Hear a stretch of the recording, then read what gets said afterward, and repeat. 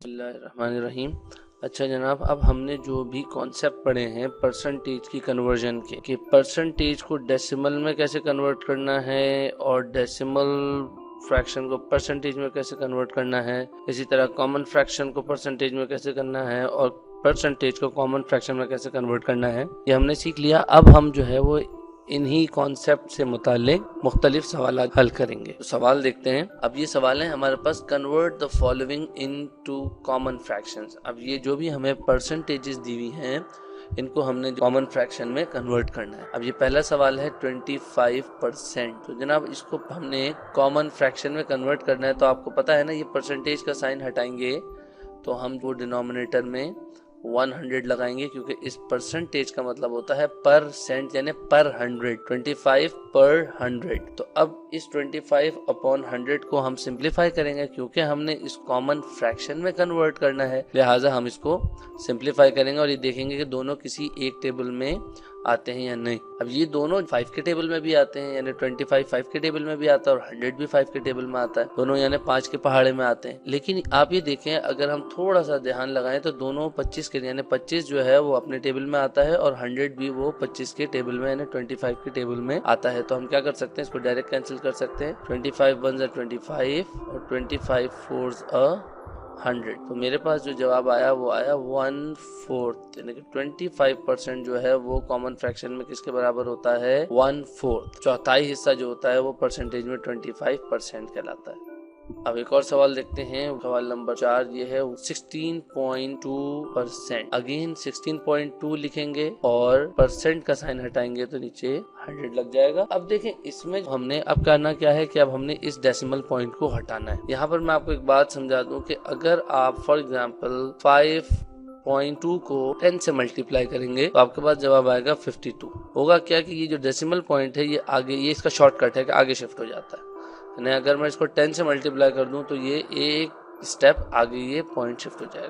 तो अब यहाँ पर मैं अगर इस पॉइंट को यहाँ आगे शिफ्ट करना चाहता हूँ तो मुझे इसको 10 से मल्टीप्लाई करना पड़ेगा। यहाँ देखिए 16.2 को अगर मैंने 162 बनाना है तो मुझे इसको 10 से मल्टीप्लाई करना पड़ेगा। तो जब मैं इसको 10 से मल्टीप्लाई करूंगा तो मुझे 100 को भी 10 से मल्टीप्लाई करना पड़ेगा। यहाँ देखिए ये 100 है ना, तो इसको भी 10 से मल्टीप्लाई करना पड़ेगा, तो ये बन जाएगा 1000। अब शॉर्टकट मेथड ये है कि आप इस डेसिमल पॉइंट को हटाइए, इसके बाद देखें जितने डिजिट्स उसके बाद मौजूद हैं उतने जीरो डिनोमिनेटर में आप लगा दीजिए। यहाँ पर एक डिजिट है तो एक जीरो लगा देंगे, ये बन गया 162 अपॉन 1000। अब हमने इसको यहाँ पर सिंप्लीफाई करना है। अब हम सिंप्लीफाई करेंगे तो हम ये देखेंगे कि दोनों कौन से टेबल में आते हैं। अगर आप देखें तो इस नंबर के आखिर में आ रहा है 2, यानी कि ये एक इवन नंबर है 162, और ये 1000 इसके आखिर में आ रहा है 0, इसका मतलब है कि ये भी एक इवन नंबर है। जिन नंबर्स के आखिर में 0 2 4 6 8 ये डिजिट्स होते हैं तो वो जो होते हैं वो इवन नंबर्स कहलाते हैं, और ये नंबर जो होते हैं ये डिविजिबल बाय 2 यानी 2 से डिवाइड हो जाते हैं। तो हम इसको अब 2 से डिवाइड करेंगे। अब मैं इसको 2 से डिवाइड करूंगा तो 1 तो 2 से नहीं आता, लिहाजा 2 डिजिट्स लूंगा 16, तो 2 8 16, और ये 2 है तो 2 1 2, और 2 5 10, और ये 2 zeros, तो ये बन जाएगा 81 अपॉन 500। अब हमने ये देखना है कि क्या कोई और ऐसा नंबर है ऐसा जो जिसके टेबल में 81 भी आता हो और 500 भी आता हो। 81 3 के टेबल में आता है और 9 के टेबल में आता है, और 500 ना ही 3 के टेबल में आता है और ना ही 9 के टेबल में आता है। तो यही हमारा कॉमन फ्रैक्शन होगा। अगला सवाल देखते हैं। 8 होल 1/4%, इसको मैंने कॉमन फ्रैक्शन में कन्वर्ट करना है।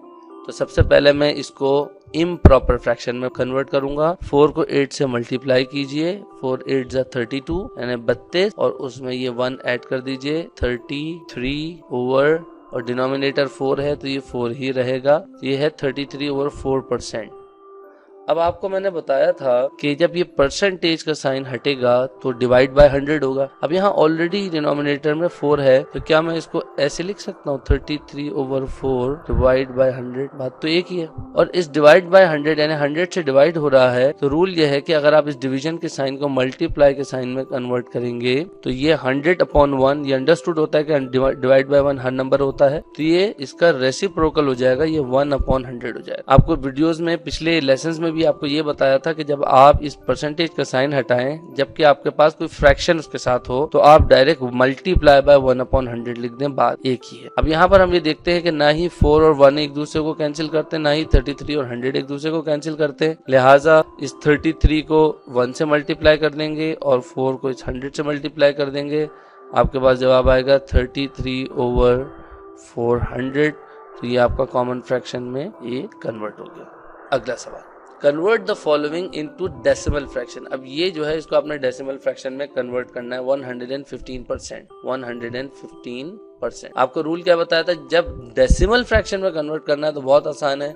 यहाँ देखें डेसिमल यहाँ आखिर में होता है, इसको 2 स्टेप पीछे ले जाइए और वहां पर लगा दीजिए डेसिमल, यानी कि ये 115% था, तो यहाँ डेसिमल होता है, तो एक स्टेप ये और एक स्टेप ये, तो यहाँ पर आप लगा देंगे, ये हो जाएगा 1.15 और परसेंटेज का साइन हटा देंगे। Convert the following decimal fraction into percentage. ये जितने डेसिमल फ्रैक्शन है इनको आपने परसेंटेज में कन्वर्ट करना है। अब ये है 0.025। किसी भी नंबर को परसेंटेज में कन्वर्ट करने के लिए जरूरी है कि उसके डिनोमिनेटर में 100 होना चाहिए। अब मुझे इसके डिनोमिनेटर में अगर 100 चाहिए तो 0.025 और इसका डिनोमिनेटर 1 है, तो इस 1 को 100 बनाने के लिए मुझे इसको 100 से मल्टीप्लाई करना पड़ेगा, तो इस न्यूमरेटर को भी 100 से मल्टीप्लाई करना पड़ेगा।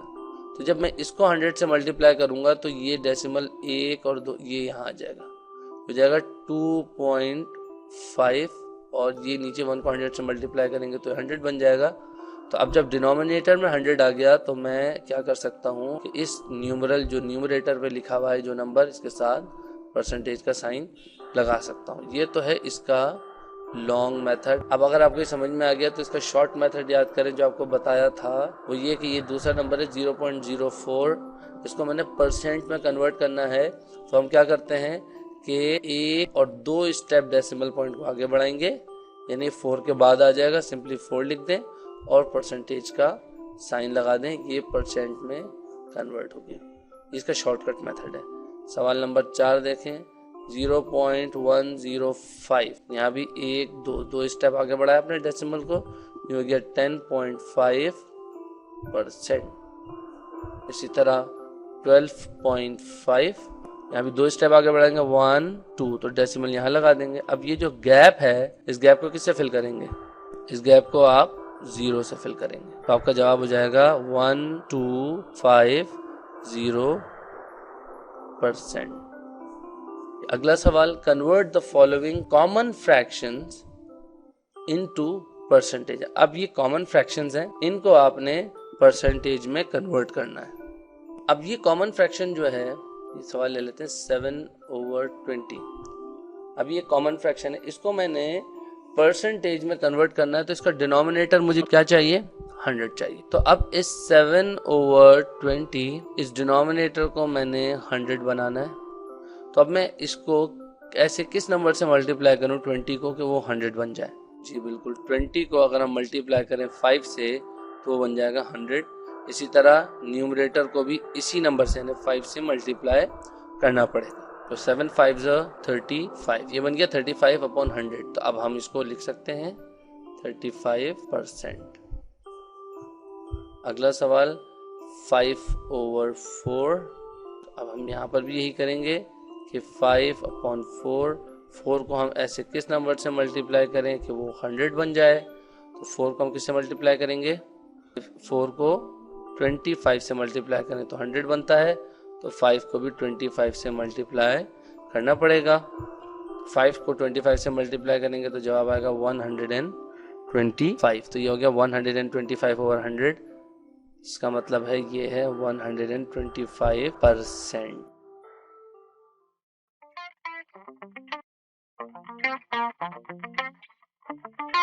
है।